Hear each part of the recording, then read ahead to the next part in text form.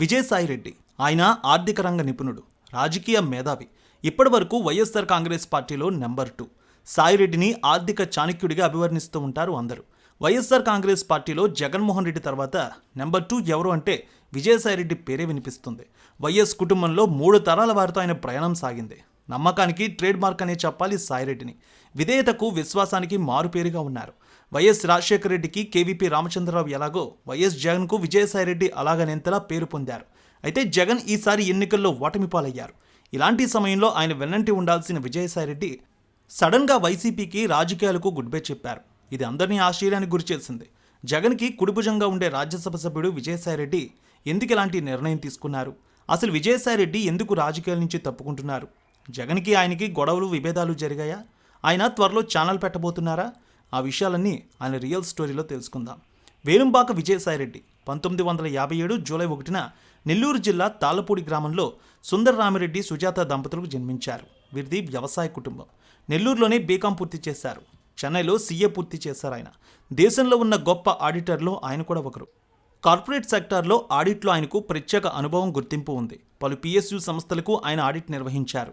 CA పూర్తి చేసిన తర్వాత ఆయన V S Reddy SP and associates అనే సంస్థ స్థాపించారు. సుమారు 15 మంది ఆడిటర్లు, 60 మంది వర్కర్లు ఉండేవారు. చెన్నై, బెంగళూరు, హైదరాబాద్లో సొంతంగా ఆఫీసులు ఓపెన్ చేసి కంపెనీల ఆడిటింగ్ చూసుకునేవారు. ఇలా పలు సంస్థలకు, యూనిట్లకు, కార్పొరేట్ సంస్థలకి ఆడిట్ వర్క్ నిర్వహించేవారు.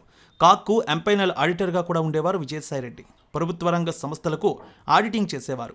అప్పట్లో వైఎస్ రాజశేఖర రెడ్డి గారి తండ్రి వైఎస్ రాజారెడ్డి గారు పలు వ్యాపారాలు నిర్వహించేవారు. ఆయనకు ఓ మంచి ఆడిటర్ కావాల్సి వచ్చింది. ఆ సమయంలో ఓ వ్యక్తి విజయసాయిరెడ్డి గారిని రాజారెడ్డికి పరిచయం చేశారు. దీంతో రాజారెడ్డి గారి వ్యాపారాలకు సంబంధించి ఆడిటింగ్ వ్యవహారాలంతా విజయసాయిరెడ్డి చూసుకునేవారు. ఇలా పరిచయం ఏర్పడింది ఆయనతో. అక్కడి నుంచి వైఎస్ రాజశేఖర రెడ్డి గారితో కూడా విజయసాయిరెడ్డికి మంచి పరిచయం ఏర్పడింది.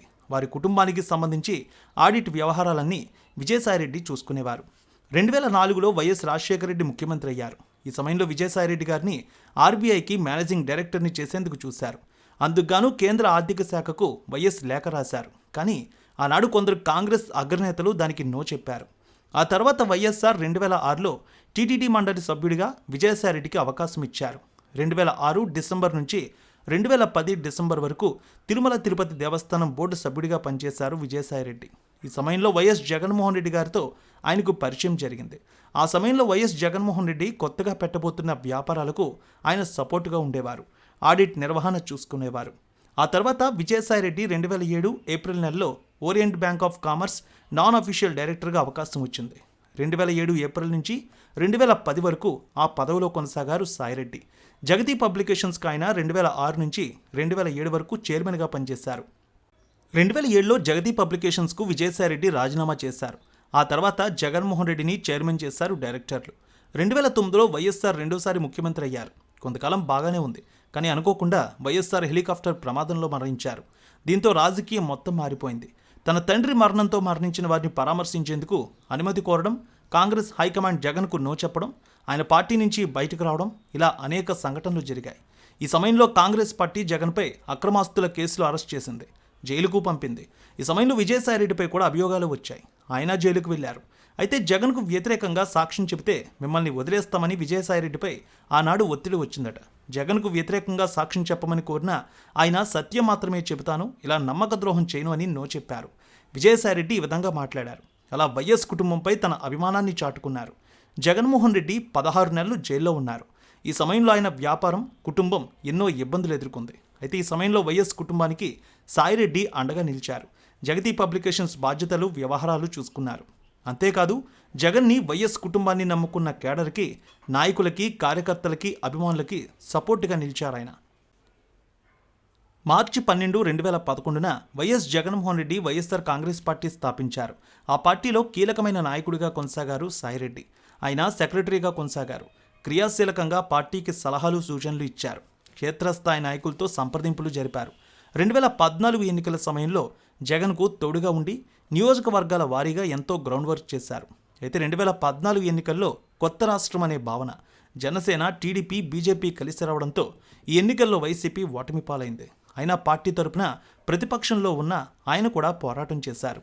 2016 జూన్లో విజయసాయిరెడ్డిని వైసీపీ తరపున రాజ్యసభకు పంపించారు జగన్మోహన్ రెడ్డి. ఇలా పార్టీ తరపున తొలి రాజ్యసభ సభ్యుడిగా పార్లమెంట్లోకి ఎంట్రీ ఇచ్చారు విజయసాయిరెడ్డి. హస్తినలో పార్టీకి కీలక నేతగా మారారు. 2019 ఎన్నికలకు ముందు జగన్మోహన్ రెడ్డి పాదయాత్ర చేయాలని డిసైడ్ అయ్యారు. ఈ సమయంలో ఆయనకు వెన్నంటి ఉన్నారు. జగన్ పాదయాత్రలో ఉంటే పార్టీ వ్యవహారాలు విజయసాయిరెడ్డి చూసుకునేవారు. 2019 ఎన్నికల్లో వైసీపీ విజయడంకా మోగించింది. దాదాపు 151 సెగ్మెంట్లో విజయం వచ్చింది. ఈ విజయంలో పార్టీలో నెంబర్ 2గా ఉన్న విజయసాయిరెడ్డి పాత్ర ఖచ్చితంగా ఉందనే చెప్తారు అందరూ కూడా. పార్టీ జనరల్ సెక్రటరీగా సేవ చేశారు. ఎంపీగా ఉన్న సమయంలో petroleum and natural gas parliamentary committee సభ్యుడిగా ఉన్నారు. అలాగే రూల్స్ కమిటీ సభ్యుడిగా కొనసాగారు. 2022లో మరోసారి విజయసాయిరెడ్డిని రాజ్యసభకు పంపించారు జగన్మోహన్ రెడ్డి. పార్లమెంట్ సమావేశాల్లో పలు ప్రైవేట్ బిల్లులను ప్రవేశపెట్టారు సాయిరెడ్డి. విజయసాయిరెడ్డి గారికి సునందరెడ్డి గారితో వివాహం జరిగింది. వారికి నేహ అనే కుమార్తె ఉంది. ఆమెకు కూడా వివాహం చేశారు. అల్లుడు కూడా పారిశ్రామికవేత్త. 2014 ఎన్నికల తర్వాత ఒకరు కాదు, ఇద్దరు కాదు, ఏకంగా 23 మంది ఎమ్మెల్యేలు, పలువురు ముఖ్య నాయకులు వైసీపీని వీడారు. కానీ విజయసాయిరెడ్డి మాత్రం వైఎస్ ఫ్యామిలీపై విధేయతతోనే కొనసాగారు. కార్యకర్తలకు భరోసా ఇస్తూ అప్పట్లో వైసీపీ నేతలపై కేసులు నడిచినా సరే అన్ని విధాలుగా వారికి అండగా ఉంటూ వచ్చారు. ముఖ్యంగా సోషల్ మీడియా వ్యవహారాలని విజయసాయిరెడ్డి చూసుకునేవారు.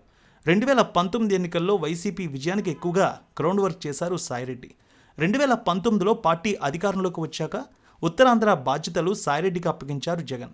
వైసీపీ పార్లమెంటరీ నేతగా, పార్టీ అనుబంధ సంఘాల అధ్యక్షుడిగా వ్యవహరించారు.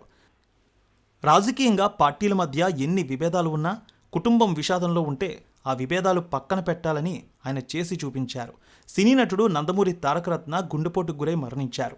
ఈ సమయంలో 2 రోజుల పాటు హైదరాబాద్లో ఉండి ఆయన అంత్యక్రియలు పూర్తయ్యే వరకు అన్నీ తానే చూసుకున్నారు సాయిరెడ్డి.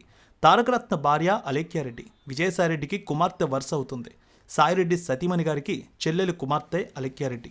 ఈ బంధుత్వంతో తారకరత్న చనిపోయారని తెలిసిన మరుక్షణం నుంచి అంత్యక్రియల వరకు దగ్గరుండి చూసుకుని ఆ కుటుంబానికి అండగా నిలిచారు Sai Reddy. Y S Raja Reddy, Y S Rajasekhara Reddy, Y S Jaganmohan Reddy, ఇలా 3 తరాల వారితో కొనసాగారు ఆయన. పదవుల కోసం ఆయన ఏనాడు పాకులాడలేదంటారు. ఆనాడు వైఎస్ఆర్, నేడు జగన్ ఇద్దరు కూడా ఆయనకు పదవులు పిలిచి ఇచ్చారు. పార్టీ నాయకులు, కార్యకర్తలు జగన్మోహన్ రెడ్డిని ఎంత ఇష్టపడతారో విజయసాయిరెడ్డి అంటే కూడా అంతే ప్రేమ చూపిస్తారు. ఎందుకంటే వైఎస్ఆర్ కాంగ్రెస్ పార్టీ పిల్లర్గా ఆయన పార్టీ ఉన్నప్పటి నుంచి ఉన్న నాయకుడని ఆయనకు రెస్పెక్ట్ ఉంది. 2024 ఎన్నికల సమయంలో వైసీపీ అధినేత జగన్మోహన్ రెడ్డి విజయసాయిరెడ్డి విషయంలో కీలక నిర్ణయం తీసుకున్నారు.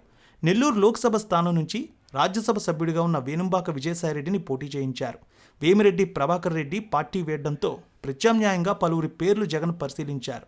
అందులో భాగంగా విజయసాయిరెడ్డి అల్లుడి సోదరుడు శరత్చంద్రారెడ్డిని పోటీ చేయించాలని ముందు ఆలోచించారు. కానీ చివరికి ఆ నిర్ణయం మార్చుకున్నారు. విజయసాయిరెడ్డినే పోటీ చేయించాలని నిర్ణయించారు. విజయసాయిరెడ్డి నెల్లూరు నివాసి. రాష్ట్ర వ్యాప్తంగా ఆయన గుర్తింపు ఉంది. అందుకే జగన్ ఆయన్ని 2024 ఎన్నికల్లో ఎంపీగా నిలబెట్టారు. కానీ ఈ ఎన్నికల్లో సాయిరెడ్డి ఓటమి పాలయ్యారు.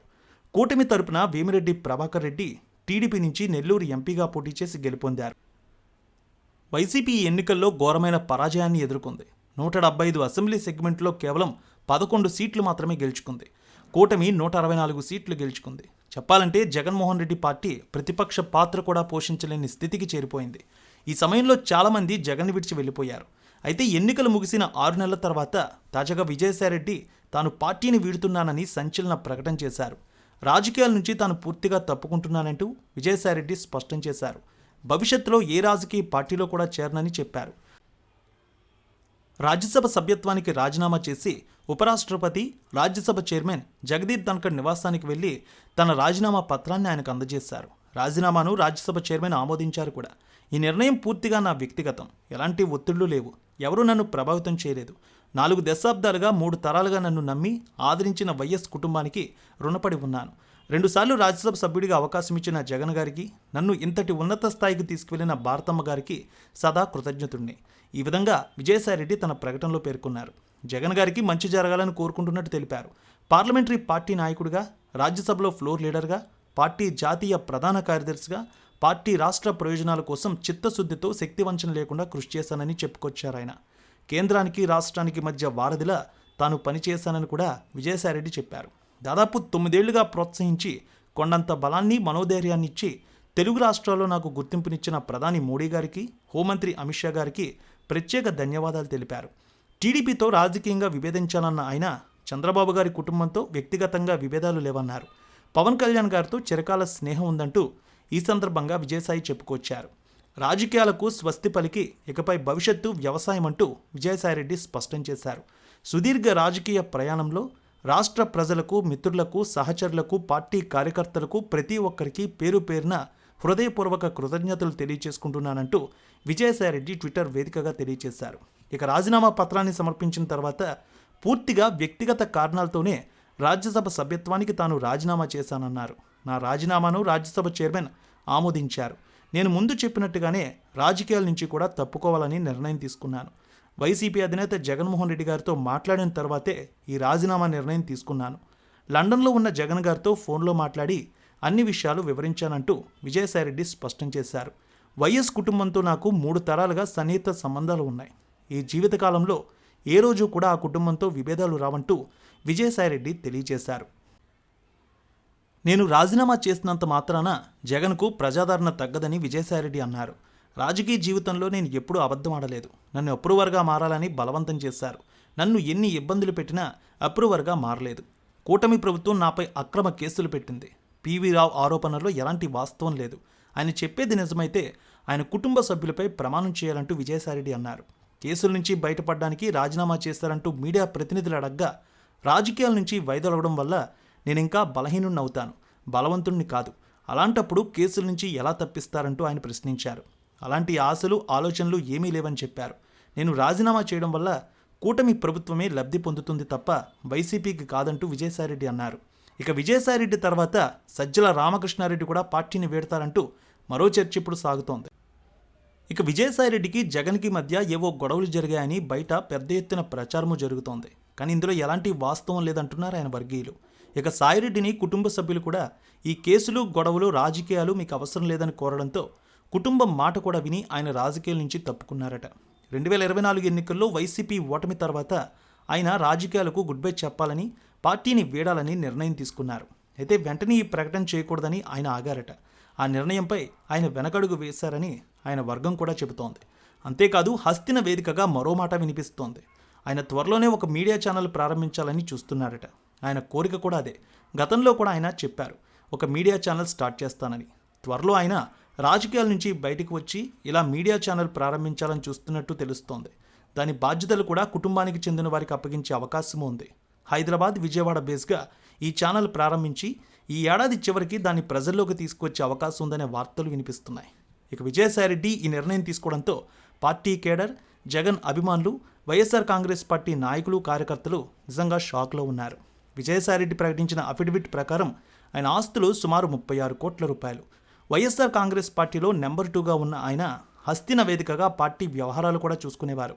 జగన్కు కుడిభుజంగా ఉండేవారు ఆయన. ఇప్పుడు పార్టీలో ఆయన స్థానం ఎవరు భర్తీ చేస్తారో చూడాలి. మరి జగన్ ఆయన బాధ్యతలు ఇప్పుడు ఎవరికి ఇస్తారో అనేది కూడా పార్టీలో పెద్ద ప్రశ్నగానే ఉంది. విజయసాయిరెడ్డి తీసుకున్న నిర్ణయంపై మీరేమంటారు? సాయిరెడ్డి డిసిషన్ జగన్కు తీరని లోటు అనే దానిపై మీ అభిప్రాయాన్ని తప్పక కామెంట్లో తెలియజేయండి. హాయ్ వ్యూయర్స్, ఈ బయోగ్రఫీ రియల్ స్టోరీ మీకు నచ్చిందని అనుకుంటున్నాం. ఈ వీడియో చేయడానికి మేము ఎంతో కష్టపడతాం. ఆ కష్టానికి మీరు ఇచ్చే ప్రతిఫలం ఈ వీడియోని లైక్ చేయడమే. ఈ వీడియో కనుక మీకు నచ్చినట్లయితే వీడియోని లైక్ చేయండి. అలాగే మమ్మల్ని సపోర్ట్ చేయండి. ఇలాంటి మరిన్ని ఇంట్రెస్టింగ్ బయోగ్రఫీస్ కోసం మా ఛానల్ని సబ్స్క్రైబ్ చేసుకోండి. అందరికీ ధన్యవాదాలు.